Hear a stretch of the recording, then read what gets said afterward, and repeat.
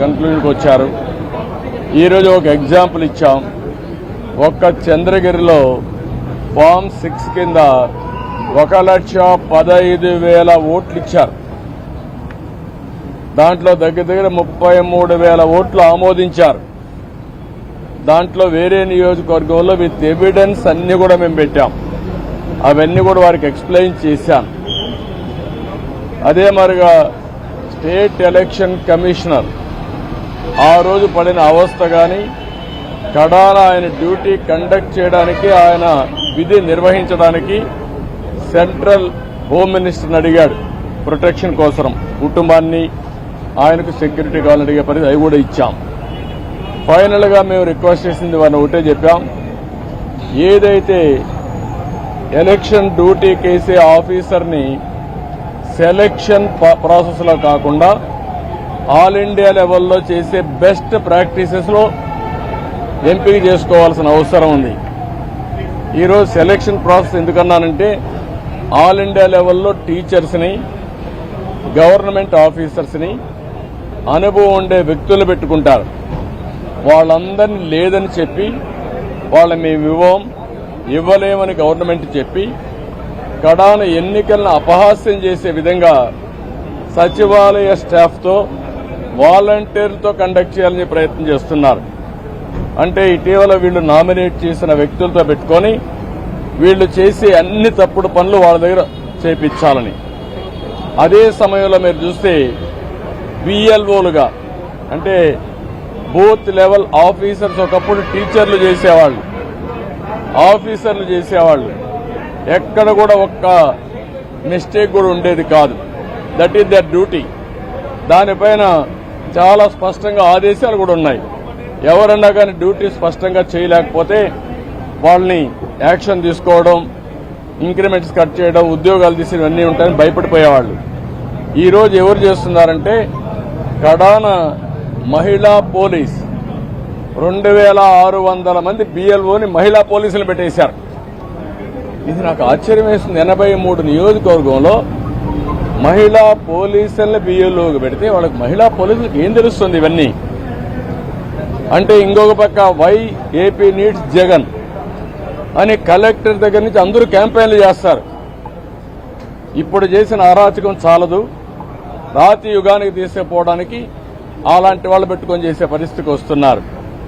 ఇవన్నీ మేము ఎక్స్ప్లెయిన్ చేసిన తర్వాత వారికి మా మీద కానీ, జనసేన మీద కానీ దగ్గర 6,000 నుంచి 7,000 కేసులు మా మీద పెట్టారు. ఒక్క పొంగునూరులో కేసులో 250 మంది పెట్టారు. 200 మంది పైన జైలుకు పోయి వచ్చారు. ఇప్పుడు బైండ్ ఓవర్ కేసులు పెడుతున్నారు. అంటే నీ మీద కేసు ఉంది, పోలీసు వాళ్ళు నోటీస్ ఇస్తారు, ఎంఆర్ఓ దగ్గర సరెండర్ కావాలి అంటే మళ్లీ బెదిరించడం. ఎలక్షన్లో ఎవరిని పని చేయనీయకుండా నిర్వీర్యం చేయడానికి, లేకపోతే మళ్లా వాళ్ళని అరెస్ట్ చేయడానికి ప్రయత్నం చేసే పరిస్థితి వచ్చారు. ఇది జరిగితే ప్రజాస్వామ్యం ఇంక కూని అయిపోయినట్టే. There is no democracy. నేను ఆ విషయం చెప్పాను. మొన్న తెలంగాణ ఎలక్షన్లో 1 డేలో ఎలక్షన్ జరిగిందా లేదా అనే తెలియని విధంగా జరిగింది. అంత స్మూత్గా జరిగింది, ప్రాసెస్ కూడా పర్ఫెక్ట్గా జరిగింది. ఈరోజు ఆంధ్రప్రదేశ్లో అక్కడ ఇంత ఓటర్స్ ఎన్యూమరేషన్ ఫ్రాడ్ జరిగిందని, బిఎల్ఓలు తప్పులు చేశారని, టీచర్లు తీసేశారని ఎక్కడ కంప్లైంట్స్ లేవు. భారతదేశ చరిత్రలో ఫస్ట్ టైం ఇవన్నీ వస్తున్నాయి. మేమన్నీ డీటెయిల్డ్గా ఎక్స్ప్లెయిన్ చేశాం. ఓపికగా విన్నారు, చాలా ఫర్మ్గా కూడా చెప్పారు. మేము ప్రజాస్వామ్యాన్ని కాపాడడానికి అన్ని విధాల ప్రయత్నం చేస్తాం, ఎక్కడ కాంప్రమైజ్ కాం, రిజల్ట్స్ మీరే చూస్తారని వారు హామీ ఇచ్చారు.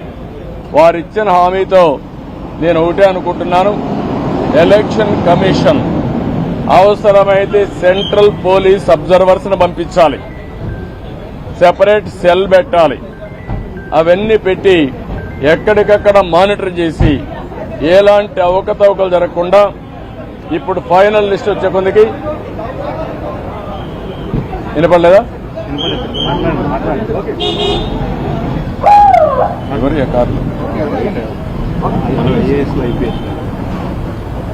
ఎప్పటికప్పుడు మానిటర్ చేయాల్సిన అవసరం ఉంది.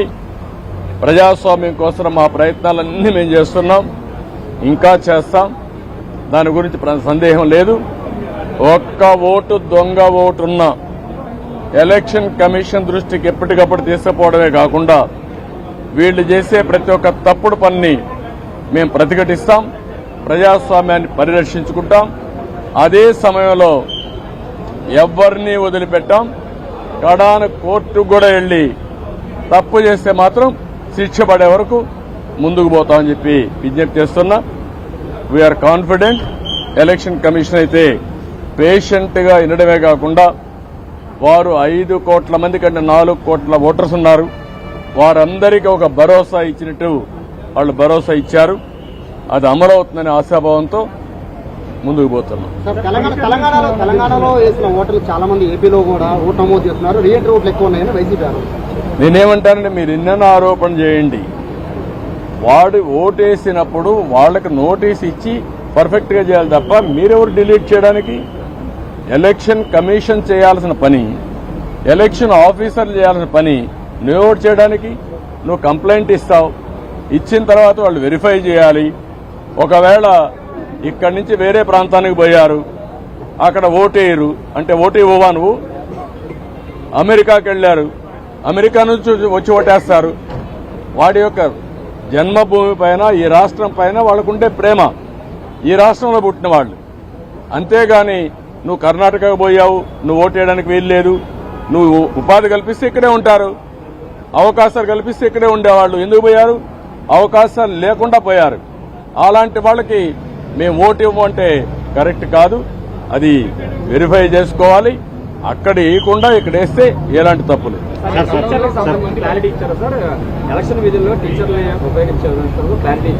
నేను అన్ని చెప్పిన తర్వాత వారు విన్నారు, చేస్తామనే విధంగా చెప్పారు. ఎట్టి పరిస్థితుల్లో సచివాలయ స్టాఫ్ వేయడం కరెక్ట్ కాదు. సెలక్షన్ ప్రాసెస్ కాదు, competitive best practices all over the country ఏవైతే చేస్తున్నారో అవే చేయాలి. సార్, ఇప్పుడు ఎలక్షన్ సీఈఓ మీకు లెటర్ రాశారు పార్టీకి, మీకు గతంలో దాని మీద మీరు సాటిస్ఫై అయ్యారా? లేదు, దాని మీద కూడా మేము చెప్పాం. నిన్నే పంపించారు, మేము వెరిఫై చేసుకున్నా, మళ్ళా మీ దృష్టి తీసుకొస్తామని చెప్పాం. కొంతమంది కలెక్టర్ల మీద మీరు ఢిల్లీ వెళ్ళినప్పుడు కంప్లైంట్ చేశారు. ఇప్పుడు దాని మీద మళ్ళీ ఎవరికి యాక్షన్స్ లేవు అని పార్టీలో ఏం చేయబోతున్నారు? ఈ రోజు కూడా మళ్ళీ మేము చెప్పాం. ప్రతి ఒక్క ఆఫీసర్ పైన మేము స్పెసిఫిక్ ఎవిడెన్స్ ఇచ్చాం. దానిపైన లాజికల్ గా యాక్షన్ తీసుకోవాలి, క్రిమినల్ ప్రాసిక్యూషన్ కూడా చేయాలి. సార్, ఇది అంతా తిరుపతి ఎంపీ ఎలక్షన్ నుంచి, బై ఎలక్షన్ నుంచి ఇది స్టార్ట్ అయింది సార్, ఫోకస్ అయింది కూడా. కానీ 2 years అయినా దీని మీద అవి కూడా ఇచ్చాం. మరి తిరుపతి బై ఎలక్షన్ లో జరిగింది, గ్రాడ్యుయేట్స్ కాన్స్టిట్యున్సీ ఎలక్షన్ లో జరిగింది, 2019 జరిగాయి. జరిగిన తర్వాత మీరు యాక్షన్ తీసుకోలేదు కాబట్టి వీళ్ళు ఏమీ కాదని ధైర్యంతో ఉన్నారు. నేను ఈ విషయం కూడా అది చెప్పింది, ఎలక్షన్ కమిషన్ అనేది ప్రాసిక్యూట్ చేయడానికి కూడా మీకు అధికారం ఉంది. ఇమ్మీడియట్ గా మీరు అవన్నీ చేస్తే భయపడతారు. మొత్తం 1,30,000 వచ్చింది, ఫామ్ 7 కానీ దాంట్లో 25,000 యాక్సెప్ట్ చేశారని. అంటే మిగతా వాటికి సంబంధించి ఈ రోజు వరకు యాక్షన్ లేదు అని చెప్పి అక్కడ నాని వాళ్ళు అమలు మీద దాని మీద ఆ విషయం కూడా వారికి చెప్పాను. ఆయన అరెస్ట్ చేశారు. ఎవరైతే ఓటర్స్ బోగస్ ఉన్నాయని చెప్పి ఎక్కడికెక్కడ పోరాడుతూ ఉంటే అది కరెక్ట్ చేయకుండా అతను అరెస్ట్ చేయడం అనేది ఎక్కడికి పోతానని చెప్పి అడిగాను. ఆ డీటెయిల్స్ కూడా ఎవరికి ఇచ్చాం. ఆ రిప్రజెంటేషన్ నాకు వచ్చింది. వెరిఫికేషన్తో సహా మొత్తం డీటెయిల్స్ ఇచ్చాం. ఏ ఓటు ఎక్కడ వెరిఫై చేశారు, డూప్లికేషన్స్ ఎక్కడున్నాయి, సర్నేములు కానీ ఇవన్నీ, ఫోటోలు ఎక్కడున్నాయి, వేరే కాన్స్టిట్యూన్సీలు ఎక్కడున్నారు, ఆ డీటెయిల్స్ అని వారికి హ్యాండ్ ఓవర్ చేసింది. సార్, మీరు గతంలో సీఈఓ గారికి 8 జిల్లాల కలెక్టర్లు కూడా సహకరిస్తున్నారు ప్రభుత్వానికి ఫిర్యాదు ఇచ్చారు. దాని మీద యాక్షన్ తీసుకున్నారు, వారికి ఏమన్నా గైడెన్స్ ఇచ్చారు? వారు చెప్పింది ఏంటంటే మేము ఇంతవరకు కొన్ని యాక్షన్స్ తీసుకున్నాం, మళ్ళీ మీకు కమ్యూనికేట్ చేశాం. మళ్ళీ మీకు ఏదైనా గ్రీవెన్స్ ఉంటే మేము చెప్పాము, మళ్ళీ ఎప్పుడెప్పుడు చెప్తామంటే నిన్నే ఇచ్చారు కాబట్టి మీరు చూసి చెప్పన్నారు. డెఫినెట్ గా మళ్ళా కంప్లైంట్ చేస్తాను. నేను ఒకటే చెప్పాను, ఆల్ ఆఫీసర్స్ బెదిరింపులు, భయభ్రాంతులు చేస్తున్నారు. ఒక చీఫ్ సెక్రటరీ ర్యాంక్ ఆఫీసరే ఎలక్షన్ కమిషనర్ గా ఉంటే కేంద్ర ప్రభుత్వాన్ని ప్రొటెక్షన్ అడిగే పరిస్థితికి వచ్చాడు. అదే ఎగ్జాంపుల్ వారికి చెప్పాను.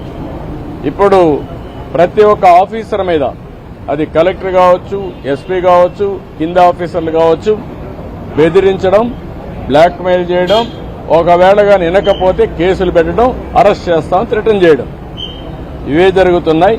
ఇలాంటి జరిగినప్పుడు మీరు ఫర్మ్ గా ఉంటే తప్ప ఇక్కడ ఫెయిర్ ఎలక్షన్ జరగవని చాలా స్పష్టంగా చెప్పారు. అంటే చర్యలు తీసుకోవడానికి ఎక్కువ 2 months ఉంది కదా. 2 months ఉంది. అసలు వీళ్ళు తీసుకునే అవకాశం ఉందంటారా? అంటే మీరు ఒకటి గుర్తుపెట్టుకోవాలి, ఎలక్షన్లు 2 నెలలే ఉంది. ఎలక్షన్ ప్రాసెస్ స్టార్ట్ అయిపోయింది, ఎన్యూమరేషన్ అయిపోయింది, ఓటర్స్ వెరిఫికేషన్ అయిపోయింది. ఆ డేట్ కూడా ఈ నెల 24వ తారీఖు డేట్ కూడా ఇచ్చేశారు. ఇవన్నీ అయినాయి.